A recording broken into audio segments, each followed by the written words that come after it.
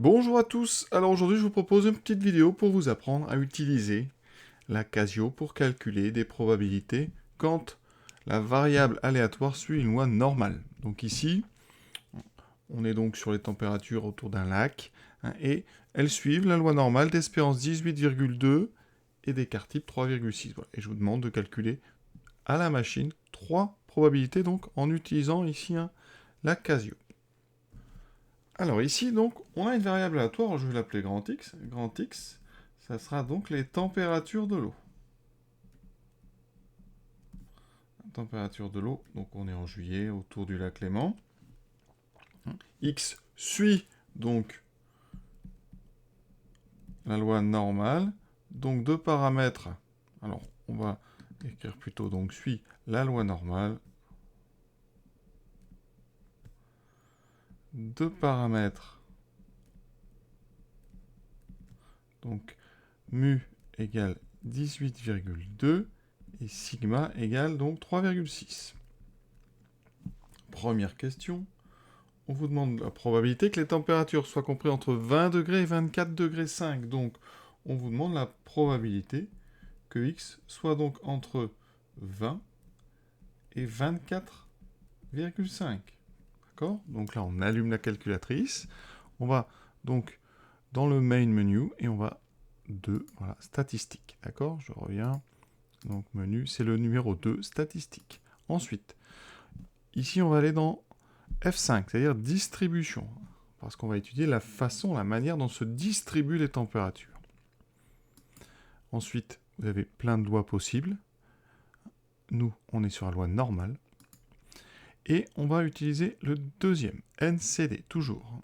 D'accord? Alors, pour information, NPD, ça sert à déterminer les valeurs de la fonction de densité, la densité de probabilité. Donc, on ne va pas s'en servir ici. Nous, on veut les probabilités d'être entre deux nombres. Donc, on va dans NCD. Voilà. C'est Normal Cumulative Distribution. On fait F2. Et ensuite, alors ici, il faut absolument que vous ayez marqué variable. Si, quand vous arrivez pour la première fois, il y a marqué liste, exemple, voilà, vous allez aller sur F2 et vous mettez variable. Ensuite, vous avez 4 choses à remplir, lower, upper, sigma et mu. Donc lower, c'est la borne basse. Hein, c'est de l'anglais. Donc x, ici, on veut qu'il soit plus grand que 20. Donc là, je mets 20. Ensuite, j'indique la borne haute, la borne donc up, upper, et je veux 24,5. Donc j'écris 24,5. Ensuite, on me demande, ici ce symbole c'est sigma, d'accord? Donc 3,6. Et ensuite, on me demande mu, donc la moyenne, l'espérance plutôt, ça fait 18,2. On valide. Le résultat s'affiche ici avec 8 chiffres après virgule, donc je vais en garder combien? Donc je vais en garder 4.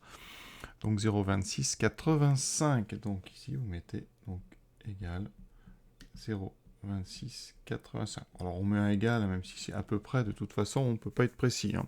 Enfin, pas plus que ça. Et voilà, donc ça fait donc 26,85% de chance que la température soit entre 20 degrés et 24 degrés 5. Pour info, voici ce que ça donne sur GeoGebra. Ça, c'est donc la fonction densité. Et nous, on est entre 20 et 24,5. Donc, si je veux trouver ça par GeoGebra, je mets intégrale. Voilà.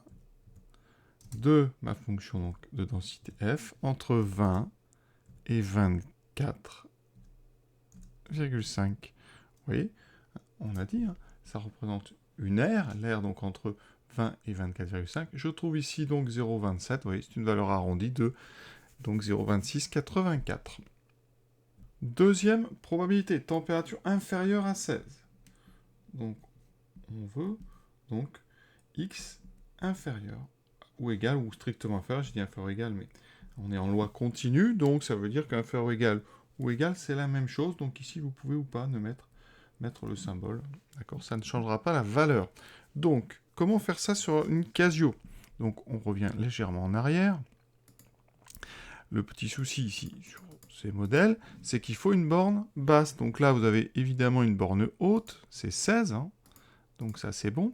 Par contre, ici, il va falloir indiquer une borne basse. On ne peut pas mettre moins l'infini, parce que ça veut dire qu'ici, x, il appartient, en fait, c'est la probabilité que x appartienne à l'intervalle moins l'infini 16, d'accord? Alors, ce qu'on sait avec, donc, eh bien, ces lois, c'est que quand on va très à gauche, hein, eh bien, vous voyez, la fonction de densité, elle a des valeurs vraiment, pas infiniment petites, mais de plus en plus petites. Et donc, pour simuler moins l'infini avec ce genre de loi, on va prendre un très grand nombre négatif. Donc, on met un moins, et on met moins, par exemple, moins 10 000. D'accord? De toute façon, à partir de, déjà même de 0, vous voyez, sur la courbe, hein, il se passe plus grand-chose. Hein, d'accord? Donc, on prend pas de risque en prenant un très grand nombre négatif pour simuler moins l'infini. On valide. Et on trouve donc ici 0,27. C'est marrant parce qu'on trouve à peu près le même nombre que tout à l'heure, mais c'est une coïncidence. Donc j'arrondis à 4 chiffres à virgule. Donc ça me fait 0, ici 6. On regarde tout de suite sur GeoGebra. On demande donc à calculer l'intégrale de notre fonction de densité, donc que j'ai appelée f, entre donc moins 10 000 et donc j'ai dit 16. Je valide. J'obtiens, ouais, 0,27. Vous voyez, c'est très simple, hein, c'est très visuel aussi, hein, c'est quand même assez joli. Vous voyez, on voit donc cette R ici, donc entre moins l'infini et 16, qui représente 27% de l'air total comprise sous la courbe. Troisième question, donc température supérieure à 21 degrés. Donc x est supérieur à 21, je vais mettre supérieur ou égal, on a déjà dit ça ne changeait rien. Donc, ça veut dire que x appartient à l'intervalle 21 plus l'infini. Donc x est entre 21 et plus l'infini. D'accord? Donc, sur la Casio, eh bien, on va avoir une borne basse, parce que là, c'est 21. Par contre, petit souci pour la borne haute, même qu'on a eu pour moins l'infini, il va falloir simuler plus l'infini. Pour ça, eh bien, on va mettre un très grand nombre positif, donc je vais mettre 10 000. Ensuite, je valide. Et j'ai mon résultat, donc 21, 80, ici 4, donc 0,2184. Vous voyez? Donc 21,84% de chance d'avoir une température plus grande que 21 degrés. On regarde ça sur GeoGebra. Donc je tape intégrale donc, de ma fonction de densité entre 21 et 10 000. Et vous voyez, je trouve 0,22. Donc effectivement, c'est bon, on avait fait du bon travail.